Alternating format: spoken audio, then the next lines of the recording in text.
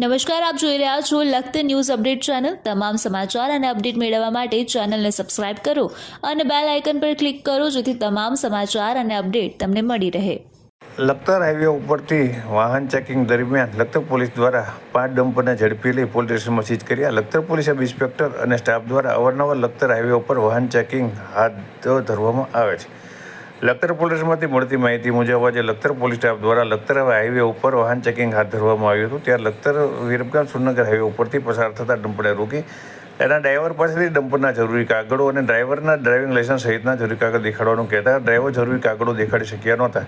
આથી dumper number GJ38T7622, GJ21W9606, GJ13AW3182, GJ03BY5580, GJ13AW9613 નંબરવાળા ડમ્પરને લખતર પોલીસ સ્ટેશનમાં લાવી સીઝ કરી અને આગળની કાર્યવાહી શરૂ કરવામાં આવી છે। લખતર પોલીસ સ્ટાફ દ્વારા સુરનગર લખતર હાઈવે ઉપર વાહન ચેકિંગ કરી જરૂરી કાગળ વગરના ડમ્પર સહિતના વાહનો સીઝ કરવાનું શરૂ કર્યું છે। તેવી જાણ થતાં જરૂરી કાગળ સાથે રાખ્યા વગર ફરતા ડમ્પર સહિતના વાહન ચાલકોમાં ફફડાટની લાગણી ફેલાઈ જવા પામી છે। ત્યારે લખતર પોલીસ દ્વારા ટ્રાફિક ડ્રાઈવ અંતર્ગત અવારનવાર વાહન ચેકિંગ કરાય છે।